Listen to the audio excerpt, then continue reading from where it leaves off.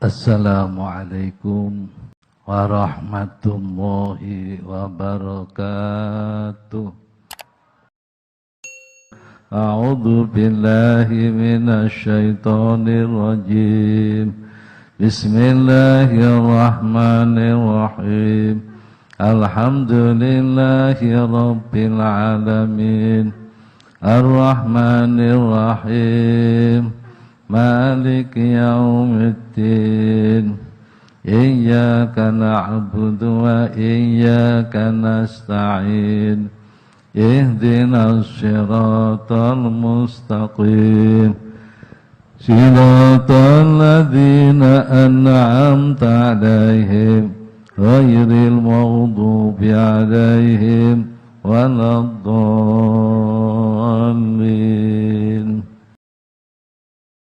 Bapak, saya akan menyampaikan sebatas modal kejujurannya dua hal. Satu, takutnya kepada Allah. Dua, selalu ingat kematian. Khalifah Umar bin Khattab radhiyallahu anhu. Nama lengkapnya Abu Hafs Umar bin Khattab bin Nufail bin Adi bin Abdil Uzza bin Rabah bin Abdillah bin Qarat bin Rozah bin Adi bin Ka'ab. Pertemuan nasab dengan Rasulullah Shallallahu Alaihi Wasallam pada seorang bernama Ka'ab. Ibunya bernama Hantamah binti Hisham bin Al-Mughirah bin Abdillah bin Amr bin Mahzum. Beliau lahir 13 tahun setelah kelahiran Nabi Muhammad Sallallahu Alaihi Wasallam dan wafat tahun 23 Hijrah dalam usia 63 tahun. Menjadi khalifah selama 10 tahun lebih 6 bulan kurang 1 hari. Beliau hanya mengenakan baju gamis yang ada 14 tambalan. Salah satunya dari kulit berwarna merah. Beliau tidak pernah makan dalam satu wadah yang ada 2 macam lauk pauk hingga akhir hayatnya. Beliau pernah berkata, orang yang paling aku cintai adalah orang yang mau menunjukkan aib saya. Sing paling disenangi piyambake adalah orang yang mau menunjukkan celah beliau. Beliau pernah bertanya kepada salah satu sahabat, coba katakan apa aibku, apa celahku. Yang ditanya menjawab, enggak ada. Sudahlah katakan. Panjenengan kok mempunyai 2 pakaian, pakaian malam, pakaian siang. Itu dianggap akhirnya panjenengane hanya pakai 1 gamis, itu pun bertambahkan 14. Salah satu dari tambalannya adalah dari kulit berwarna merah. Sarungnya bertambal-tambal. Salah satu sahabat lagi ditanya, cacatku apa? Menjawab, enggak punya. Sudahlah katakan, panjenengan kalau makan kok pakai 2 lauk pauk. 2 lauk pauk. Kemudian habis itu Umar bin Khattab enggak pernah makan 1 wadah dengan 2 lauk pauk. Kalau coka tok, kalau garam tok, kalau minyak tok. itu beliau kehidupannya. Kebanyakan makanannya adalah menggunakan lauk pauk minyak. Dan tidak berkenan memakan daging, samin, dan laban. Karena semua itu dipersiapkan untuk rakyatnya. Dan beliau bersumpah bahwa tidak akan menggunakan lauk pauk selain minyak sebelum Allah Subhanahu wa Ta'ala belum memberikan kemakmuran kepada kaum muslimin. Beliau sangat takut kepada Allah atas jabatan yang dipikulnya. Beliau selalu menangis seraya berdoa, ya Allah, jangankanlah Engkau jadikan kehancuran umat Nabi Muhammad Shallallahu Alaihi Wasallam di atas tanganku. Sambil menangis sehingga tampak di wajahnya 2 garis hitam bekas mengalirnya air mata karena banyak menangis. Terkadang beliau menangis sampai terjatuh dan tidak keluar rumah sehingga umat menduga beliau sakit.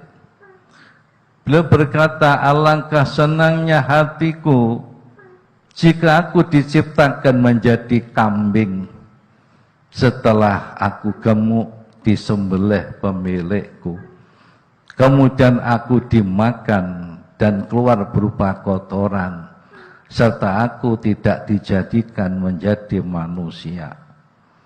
Suatu hari beliau mengambil batang padi dari tanah dan berkata, alangkah senangnya jika aku diciptakan menjadi batang padi ini.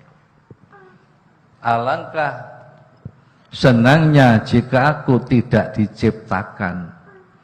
Alangkah senangnya jika ibuku tidak melahirkanku.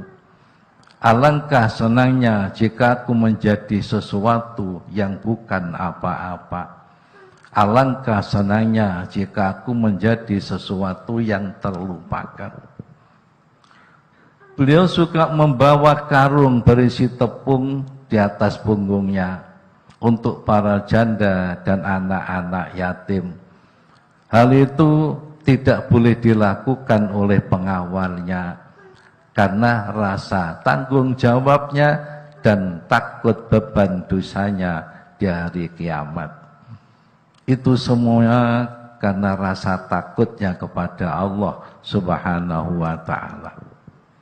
Beliau selalu ingat tentang kematian, sehingga mengukir pada cincinnya, kafa bil mauti wa idun ya Umar. Beliau juga sering dan senang membacakan syair-syairnya tentang kematian di hadapan rakyatnya. Seperti syairnya yang berbunyi, kulla yaumin yuqalu mata fulan wa fulan wala budda min yaumin yuqalu mata Umar namutu wa nahyakul la yaumin wa laylatin wa la budda min yaumin namutu wa la nahya fa inna la fid dunya karot bisafinatin nadhunnu kufan wa zamanu bina yajri kulla yaumin yuqalu mata fulan wa fulan wala budda min yaumin yuqalu mata Umar. Setiap hari diberitakan fulan dan fulan mati. Pasti pada suatu hari akan diberitakan Umar mati. Habis menangis. Setiap hari dan malam kita mati dan hidup lagi. Tidur kemudian bangun, tidur kemudian bangun. Pasti pada suatu hari kita akan mati, takkan hidup lagi. Karena sesungguhnya kita di dunia ini seperti naik perahu. Kita menduga berhenti, padahal bersama kita zaman terus berlalu. Rasa takut Khalifah Umar bin Khattab radhiyallahu anhu kepada Allah.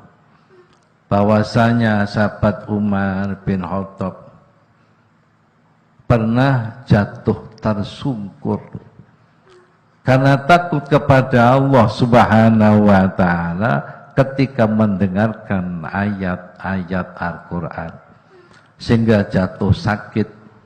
Banyak orang yang menjenguk beberapa hari. Ketika beliau membaca firman Allah, idza syamsu kuwirat wa idzan nujumu kadarat, sampai kepada firman Allah wa idza suhufun nusirat, beliau tersungkur karena pingsan. Suatu hari beliau lewat, bertemu rumah seorang. Pada waktu itu pemilik rumah sedang sholat membaca surat Wattur wa kitabim mastur. Beliau berhenti dan mendengarkan. Ketika bacaan sampai pada firman Allah Subhanahu wa ta'ala, inna adzaba rabbika lawaqi' ma lahu min dafi. Beliau turun dari khimarnya dan bersandar ke sebuah tembok dan berdiam diri dalam waktu yang sangat lama. Kemudian kembali ke tempat tinggalnya, kemudian jatuh sakit selama 1 bulan. Masyarakat menjenguknya dan mereka tidak tahu sakit apa beliau. Karena rasa takutnya kepada Allah Subhanahu wa ta'ala yang terkait dengan jabatannya, beliau hidup sangat sederhana dan sangat tawadhu. Ketika beliau pergi ke negeri Syam, tidak dikawal oleh para pengawal, akan tetapi hanya disertai salah satu dari budaknya. Beliau mengajak bergantian dengan budaknya waktu mengendarai ontanya. Maka ketika beliau mengendarai onta, budaknya yang memegang tali kendali sejauh 1 pos, kurang lebih 7.500 meter. Beliau turun dari onta dan budaknya berganti mengendarainya. Beliau yang pegang tali kendalinya sejauh 1 pos. Setelah mendekati negeri Syam, giliran jatuh pada budaknya. Maka budaknya berada di atas onta, sedangkan beliau pegang tali kendali. Di sana menemukan air di pinggir jalan. Beliau langsung masuk ke dalam air sambil memegang tali kendali dan menaruh kedua sandalnya pada ketiaknya sebelah kiri. Waktu itu kebetulan Abu Ubaidah ibnul Jarrah, Amir negeri Syam, datang untuk menjemput. Setelah melihat apa yang dilakukan Umar bin Khattab radhiyallahu anhu, maka ia berkata, ya Amirul Mukminin, sungguh pembesar-pembesar negeri Syam akan datang menjemputmu. maka tidak baik jika mereka melihatmu dalam keadaan seperti itu. Umar bin Khattab radhiyallahu anhu menjawab, Allah subhanahu wa ta'ala memuliakan kami hanyalah sebab Islam, bukan yang lain. Aku tak peduli apa yang dikatakan mereka. Bapak, Umar bin Khattab senang jujur dan senang kepada orang yang jujur. Pada suatu hari istrinya menjahit baju. Ditanya oleh beliau, itu benang dari mana? Dari Baitul Mal. Kembalikan sisanya dan ganti yang telah terpakai. Suatu hari beliau berjalan, bertemu dengan seorang budak berkulit hitam. Turun dari gunung, menggiring sekelompok kambing. Beliau bertanya, kambing siapa ini nak? Majikan. Kamu budak ya? Iya. Bagaimana kalau satu kambing saya beli untuk bekalmu mengembalakan kambing? Enggak pak, ini milik majikan. Majikanmu enggak ngira tahu. Ya. Kalau tanya katakan saja, ya kambingnya mati. Enggak pak, sekalipun majikan enggak tahu, tapi Allah Ta'ala tahu. Dengan ini Umar bin Khattab tertarik, antarkan aku ke majikanmu. Budak itu dibeli, semua kambing dibeli. Kemudian budak dimerdekakan, semua kambing diberikan kepada budak itu. Umar bin Khattab ketika menjadi khalifah sempat memerdekakan budak 1000 budak. Setiap ada budak aktif sembahyang dimerdekakan.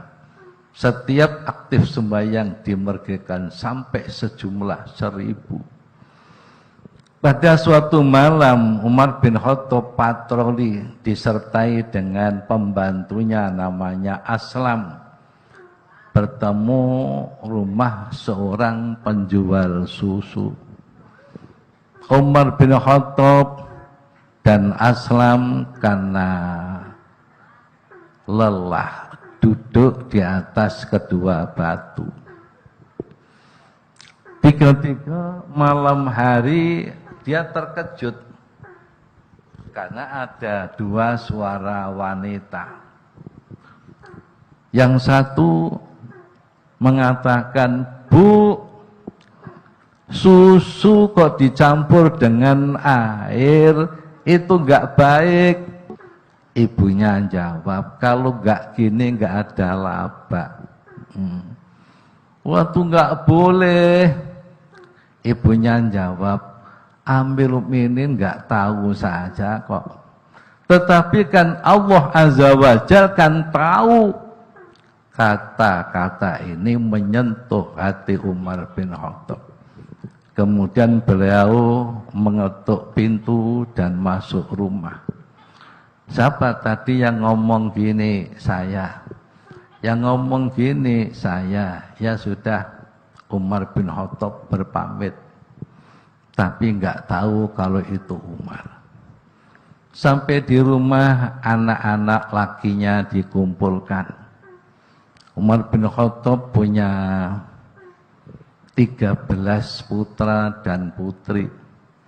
Putranya 9, putrinya 4. Ada namanya Abdullah, ada namanya Abdurrahman Akbar, ada namanya Abdurrahman Ausat, ada namanya Abdurrahman Ashur, ada namanya Zaid Akbar, ada namanya Zaid Ashur, ada namanya Asim, ada namanya Ubaidillah.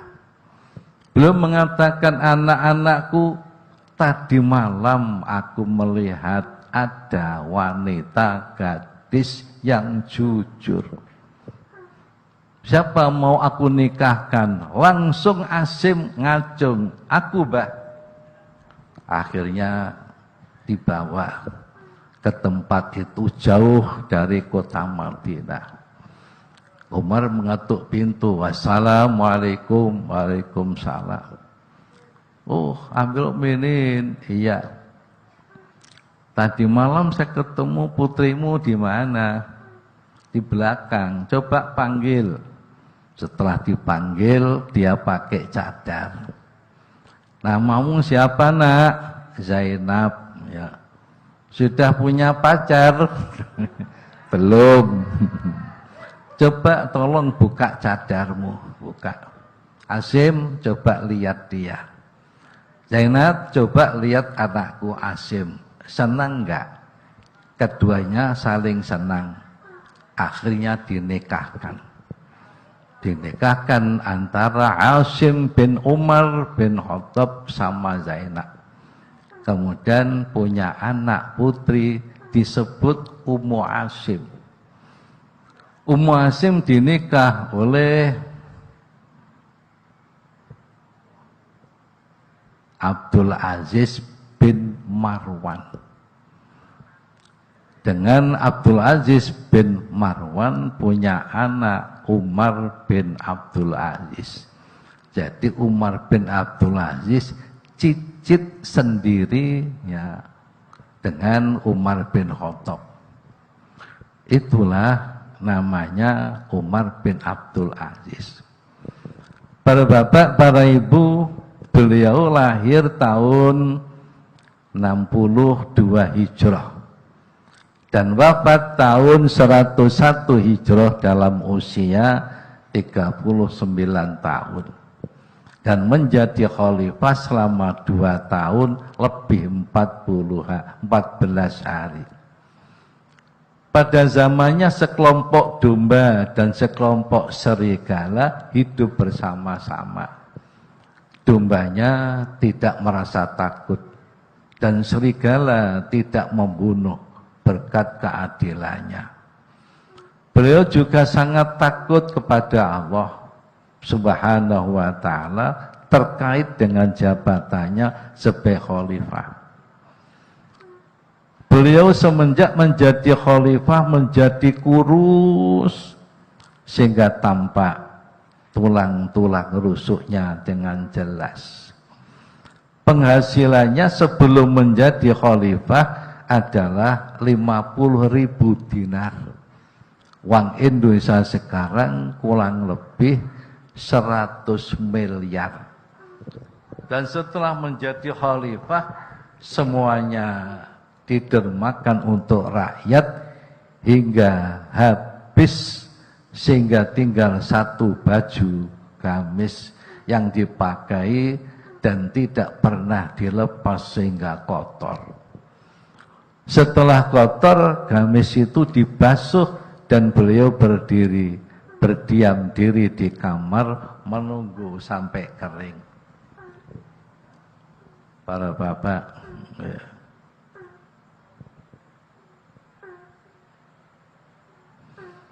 Maslamah bin Abdul Malik berkata, aku datang menjenguk Umar bin Abdul Aziz saat ia sedang sakit. Aku melihatnya memakai pakaian yang kotor. Aku berkata kepada Fatimah binti Abdul Malik, istrinya, tidakkah kamu cuci bajunya?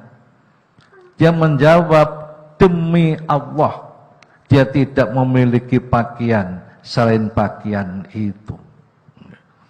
Jadi seperti itu, pakaian hanya satu, itu sampai wafatnya. Para bapak dan para ibu,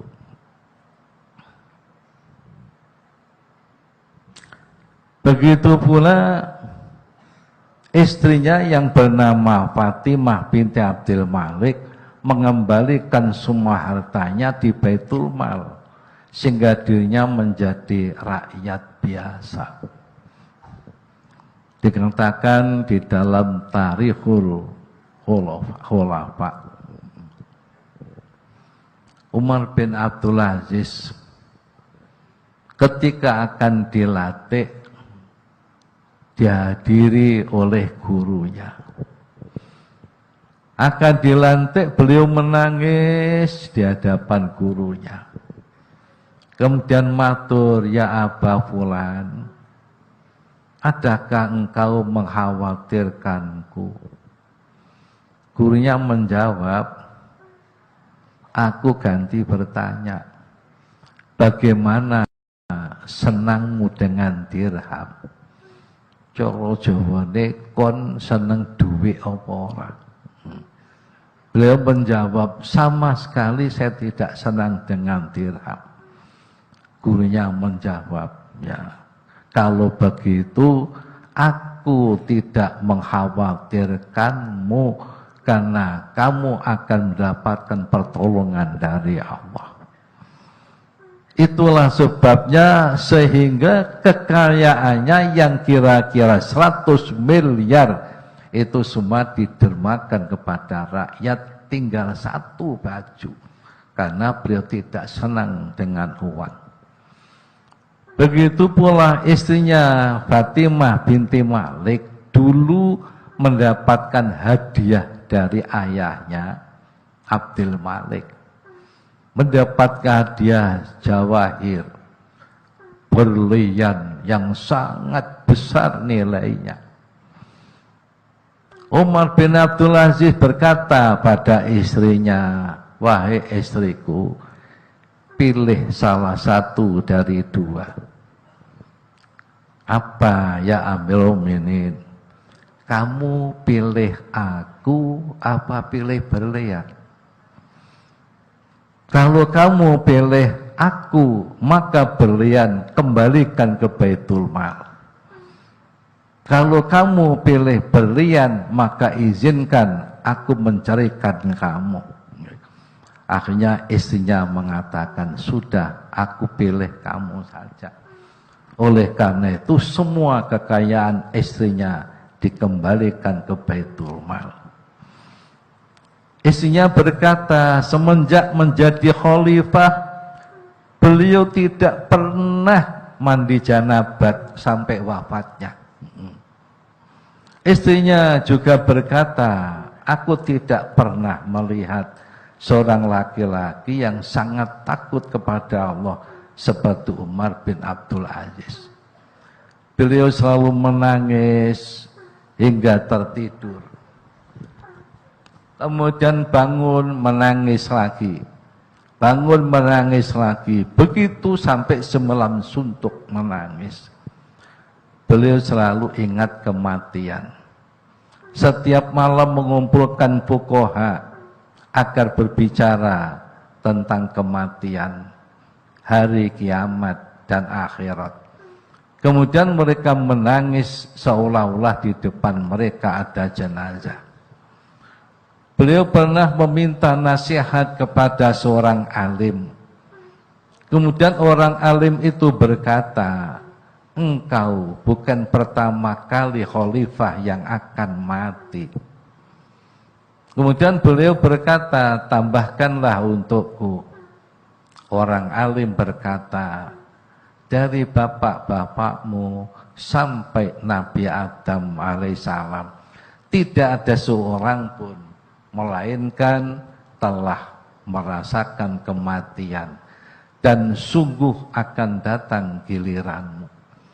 Kemudian beliau menangis mendengar nasihat tersebut. Para bapak, Sa'id bin Urbah berkata, jika kematian dibicarakan di depan Umar bin Abdul Aziz, gemetarlah seluruh persendian tubuhnya. Beliau hidup miskin.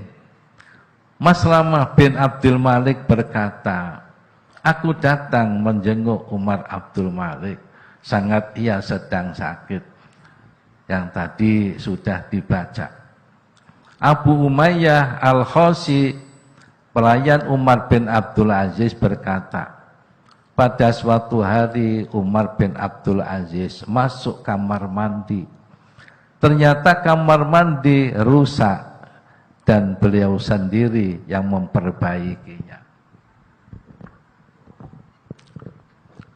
Amr bin Aun bin Abdul Aziz menemui istrinya dan berkata, "Wahai Fatimah, apakah kamu mempunyai uang 1 dirham untuk membeli buah anggur?" Fatimah menjawab, "Tidak."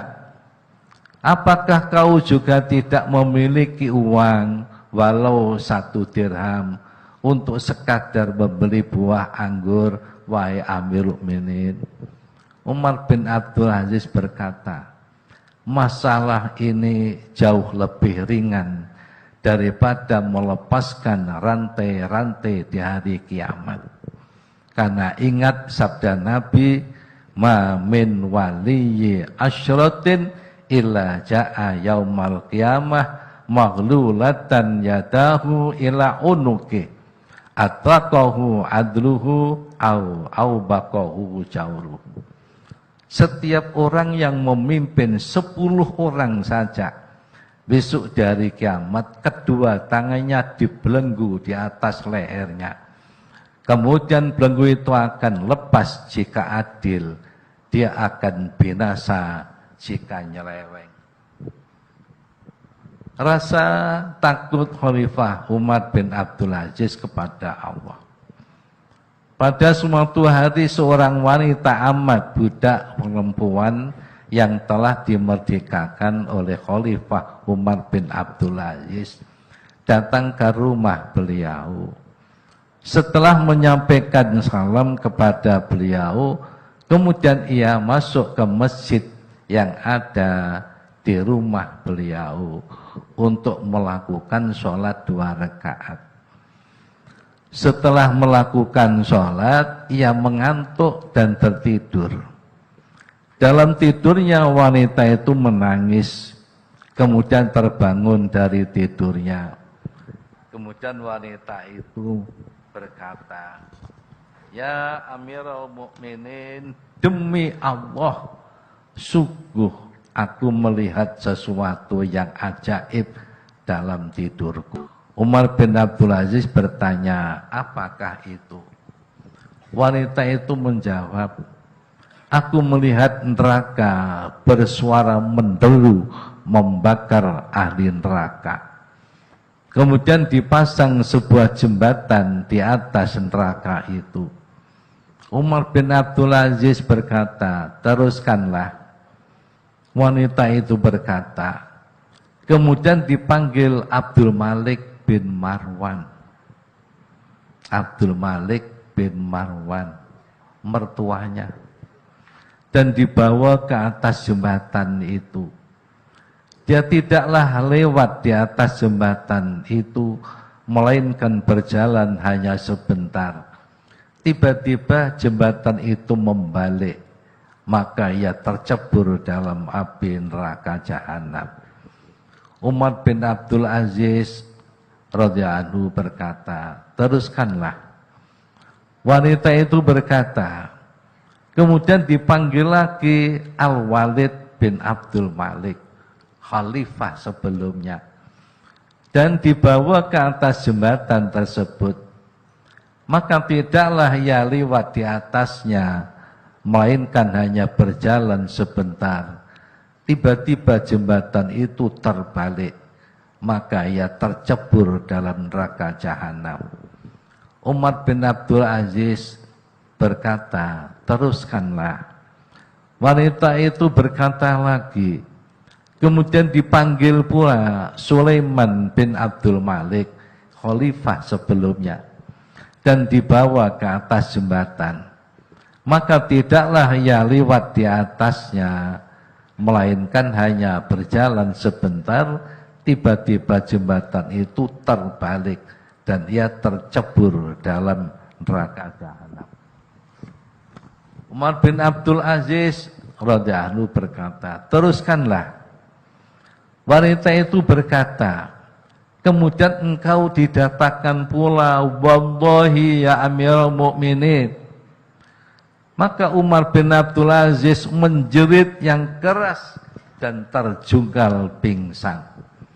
Wanita itu berdiri menghampirinya, seraya memanggil-manggil pada telinganya, "Ya Amirul Mukminin, sungguh aku melihatmu, wallahi engkau selamat. Sungguh aku melihatmu, wallahi engkau selamat."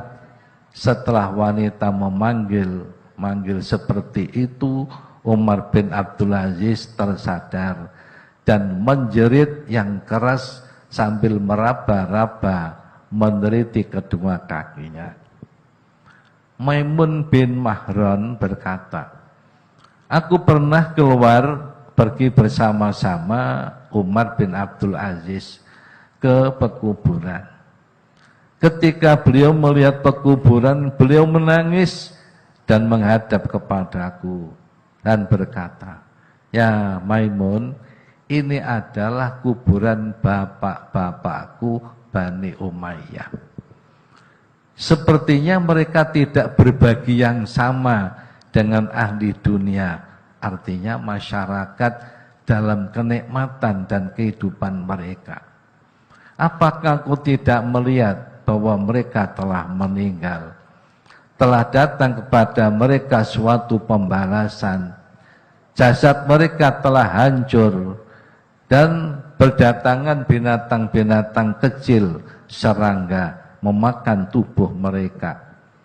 Kemudian beliau menangis dan berkata, 'Wallahi, aku tidak melihat seseorang yang lebih nikmat daripada orang yang telah berada dalam pekuburan ini dengan aman dan selamat dari azab Allah.'"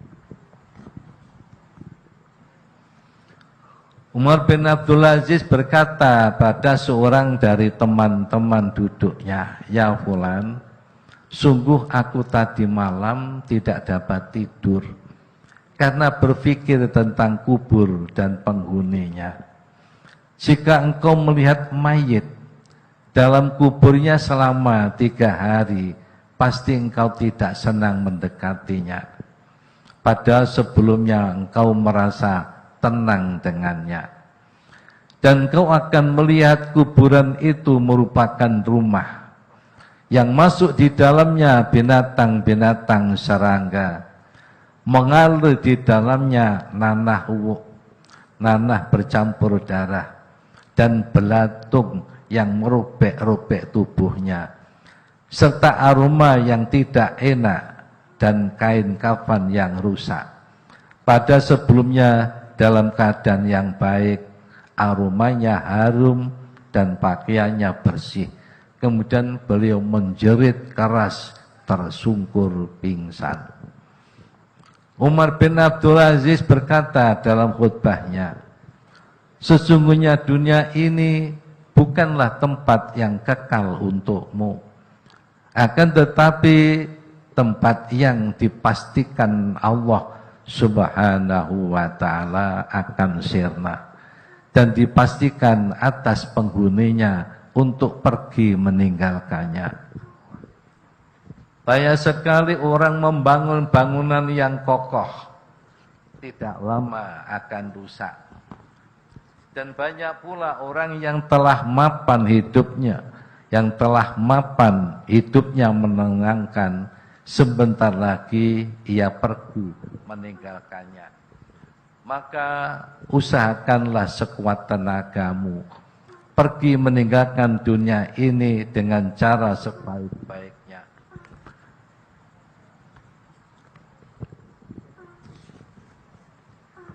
Dengan membawa bekal amal yang baik.